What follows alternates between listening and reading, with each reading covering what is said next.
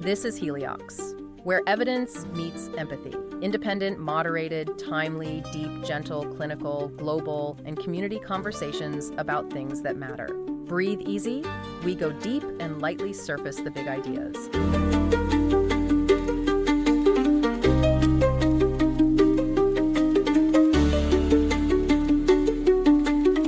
Okay, let's dive right into something that's been buzzing lately. Some really direct statements out there suggesting Canada and the U.S. might not be so separate after all. Yes, specifically, we've seen President Trump publicly propose the idea, of Canada becoming the 51st state. Right. He's even described the border between the two countries as, well, unnatural, claiming it was just drawn, with a ruler. And according to the source material we're looking at today, this isn't just theoretical chatter, is it? No, not at all. These statements have apparently caused great uncertainty in Canada, with Canadians, well, taking this threat seriously. Mm-hmm. Though the source does also mention that at a meeting with Canadian Prime Minister Mark Carney, President Trump added that any such union would have to be voluntary. Which is interesting. But what's absolutely critical for us to understand using these sources is how that idea, the notion that the two nations are fundamentally one nation arbitrarily divided by just a line, how that actually holds up against the deep history. Exactly. Yeah. Our mission here is to use the material you've given us to figure out if that simple description is accurate, or if there are, centuries of genuinely different historical experiences, cultural influences. And even periods of outright conflict. Right. That explained why these two North American neighbors ended up on such distinct paths. We're going to trace that story from the very beginning. And understanding this history is, I think, fundamental. It gives you the crucial context for grasping the current relationship and appreciating why suggestions like annexation might resonate so strongly or be seen as a threat by some, as the sources point out. It's much more than just geography. Definitely. So let's start right there with that idea of the artificial border.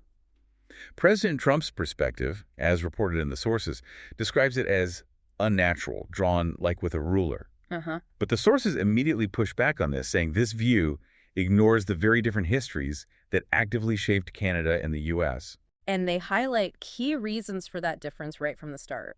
One is the significant lasting influence of the French-speaking population in Canada. Okay. The other is Canada's long defining relationship with the British Crown. The sources argue these factors made Canada develop in ways that are arguably more European than the United States. Okay, more European. How does the source explain what that actually looks like? What does that mean in practice? Well, they connect it directly to cultural differences. Canadian political culture, for instance, is described as emphasizing compromise and social welfare, Right.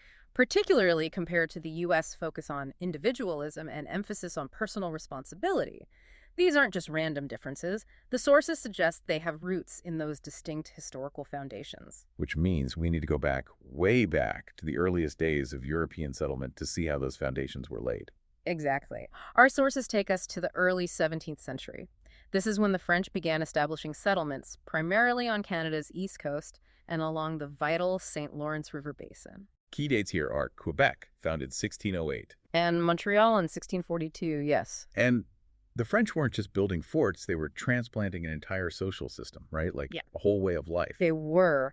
The sources describe New France as bringing over a pre-French Revolution system, one where the government was highly dependent on the king back in France. Mm-hmm.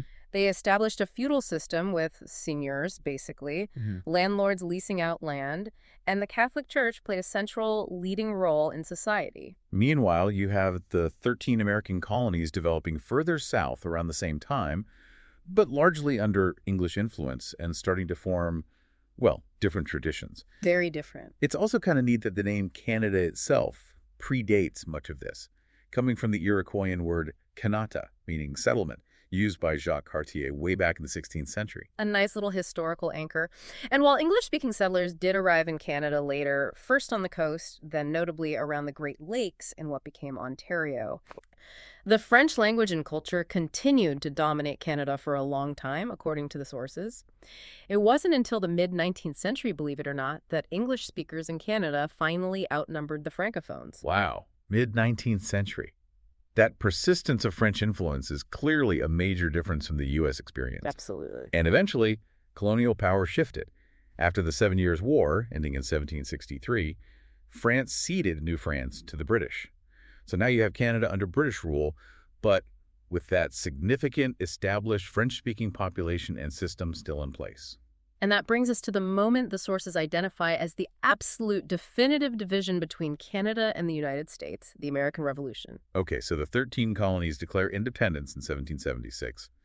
It seems logical they'd look north and, well, hope for support from the Canadians to join their fight against the British, as the source puts it. They did hope for it, absolutely. But the sources make it very clear. A clear majority of Canadians proved disinclined to join the fight. They opted out. They actively chose not to join the revolution. Why?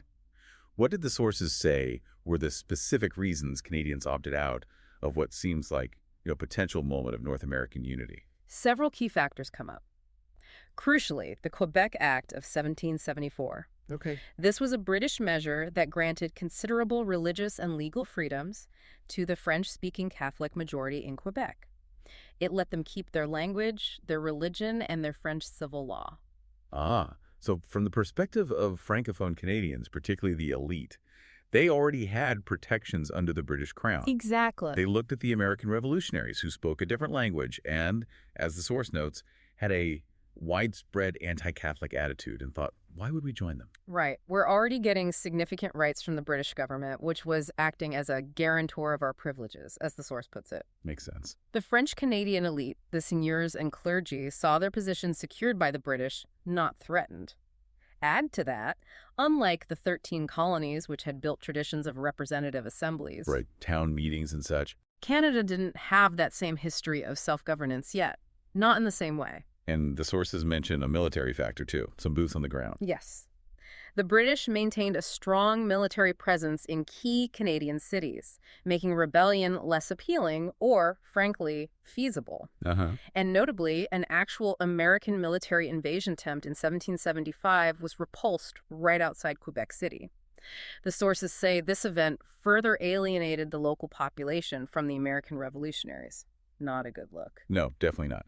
So you have this mix of cultural, political, and military factors that leads Canada to stay out of the revolution. The result, when the 1783 peace treaty confirmed U.S. independence, it also established the border in the east, solidifying the separation. And it wasn't just the French-speaking population reinforcing the distinction.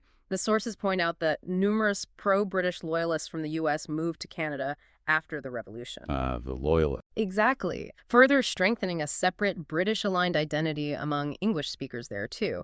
So you have influences pushing for separation on both linguistic sides, really. Okay, so the revolution cemented the split. But did things calm down after that? Or did the tension, keep simmering? The sources show it definitely continued. This wasn't an immediate friendly parting of ways. We see it vividly in the War of 1812. Ah, yes, where the U.S. declared war on the British and invaded Canada again in an attempt to seize it. Another go at it. Exactly. Another attempt at military takeover, which also failed. Right. In fact, the British response was pretty dramatic, sailing up the Potomac, capturing Washington, D.C., and burning down the White House. A rather famous incident. Indeed. The war ended in 1814 with the Peace of Ghent, which essentially just restored the pre-war border, status quo antebellum. So 2 military attempts at annexation failed. But the border wasn't fully defined yet, was it? Especially as settlers moved west. This is where that line drawn with a ruler actually comes from, right? It is, kind of. The sources explain that as people pushed westward, the border between the Mississippi River and the Pacific coast had to be formally defined. Okay. That straight line across the prairies you might picture, the 49th latitude, was agreed upon in 2 treaties, signed in 1818 and 1846. So yes, it's a line drawn with a clear latitudinal reference, but it was the result of diplomatic negotiation and treaties. Following conflict. Not just some arbitrary scribble on a map. Precisely. That's a crucial distinction. And even after that border was defined, the sources note that coexistence wasn't always as peaceful as in the later post-World War II period.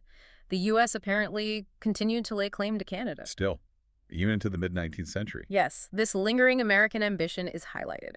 The source points to a striking example from 1866, a bill actually introduced in the House of Representatives in Washington calling for the annexation of British North America. Wow. And the incorporation of its provinces into the U.S. as states and territories. An actual bill in the U.S. Congress for annexation. While the source says it was never passed, The fact it was introduced at all shows the idea was still very much alive on the American side. That's quite something. It really is. And how did Canada and the British react to this kind of pressure? Well, the sources tell us that the very next year, in 1867, partly to counter these persistent American claims, London made Canada a largely self-governing federal state via the British North America Act, the BNA Act. The BNA Act. Yeah. That's what Canadians celebrate as the beginning of their independence, right? Confederation. It is, and the sources frame it partly as a defensive move, a way to solidify Canadian identity and governance with British support in the face of American claims and pressure. So even the birth of modern Canada as a distinct entity was shaped by its relationship and, well, tension with the U.S. Very much so. Okay, so we've gone from colonial diversions, attempted invasions, diplomatic boundary setting, and lingering annexationist ideas. You'd think after all that, and especially after fighting together in World War I, the idea of conflict would be completely off the table, right? Things must have improved. This is where the sources reveal something particularly surprising. While the immediate threat of war did lessen in the late 19th and early 20th centuries, and the countries did fight side by side in World War I, which improved relations, As you'd expect. the sources highlight a really unexpected detail. They still developed plans for war against each other in the interwar period. Wait, what? Plans for war against each other, between the wars, after being allies? Yeah, it seems counterintuitive, doesn't it? Completely. What kind of plans are we talking about? It's pretty stark. Wow. In 1930, the American War Department had a secret strategy known as War Plan Red. War Plan Red. Sounds ominous. It outlined a potential war against the British Empire, and a significant part of it involved American troops attacking Canada at 6 key locations. 6 key locations. So Yeah. detailed invasion plan. Mm-hmm. And Canada wasn't just unaware or undefended. The sources mentioned Canada had its own plan. Oh, they did. Canada's response was Defense Scheme Number 1, introduced by 1921. Defense Scheme Number 1. This was their plan to ward off a possible American attack. And get this, it even included a call for a preemptive strike south of the border to occupy important American transportation hubs, A preemptive strike. as well as using scorched earth tactics to make any American advance difficult. Scorched earth. So even in the relatively recent past, well into the 20th century, military planners on both sides were seriously contemplating conflict with one another. That really underscores just how deep the historical separation and potential for tension ran, doesn't it? Even before they became close allies. It absolutely does. It wasn't until after World War II that we see the truly significant shift to the kind of close security cooperation that defines the relationship today. That's the era when key joint commands and alliances are formed. The modern relationship starts to take shape. Exactly. They established NORAD, North American Aerospace Defense Command, for instance. Right, watching the skies together. Which is a joint command specifically tasked with monitoring and defending North American airspace. Mm-hmm. And they became close partners as members of NATO. So the post-WWII period solidified the image of these two countries as close allies and partners, which is, how most people see them today. Pretty much, yeah. But, as the sources show, that partnership came after centuries of divergent development, periods of tension, conflict, and even mutual war planning. It wasn't a straight line. Which brings us right back to that initial idea of an arbitrary border. Looking at this entire sweep of history presented in the sources, from the unique French foundations and British ties, the decision to opt out of the American Revolution, Right. the repeated conflicts like the War of 1812 and border disputes, and even those remarkable interwar war plans, it becomes incredibly clear that Canada is historically, culturally, and politically a distinct nation. It's not just an arbitrarily divided piece of the U.S. Not based on this evidence, no. The sources highlight those core differences rooted in this history. Mm-hmm.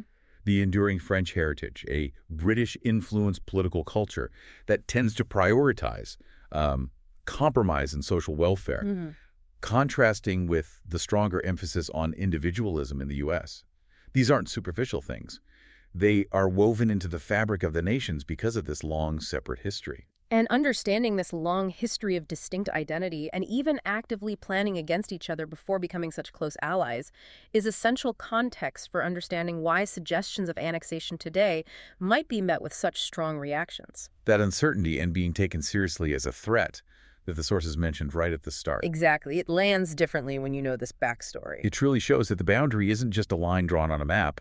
It represents centuries of distinct national development, different cultural and political influences, and specific historical choices and conflicts that actively shaped two very different nations. Yeah. So we've taken this deep dive into the source material, tracing the history from those early French and English colonial differences through the revolutionary divergence, periods of conflict, and border disputes. And those surprising interwar Yeah. war plans. And those, yeah, before finally arriving at the post-WWII partnership. The core insight from all this material seems pretty clear. The border is anything but artificial. It's the product of centuries of distinct paths, choices, and conflicts that solidified two separate national identities. Absolutely. And thinking about this long and complex history, including actively planning against each other in the not-too-distant past before becoming the close NORAD and NATO allies we know today, well, it leaves you with a question, doesn't it? Yeah. How much do these deep historical roots, these foundational differences and past tensions, continue to subtly influence the underlying dynamics and identities of the two countries, even in times of such close modern cooperation? What might the echoes of this past mean for the future evolution of their relationship? That's definitely something to think about. Thanks for listening today. 4 recurring narratives underlie every episode: boundary dissolution, adaptive complexity, embodied knowledge, and quantum-like uncertainty. These aren't just philosophical musings, but frameworks for understanding our modern world. We hope you continue exploring our other podcasts, responding to the content, and checking out our related articles at helioxpodcast.substack.com.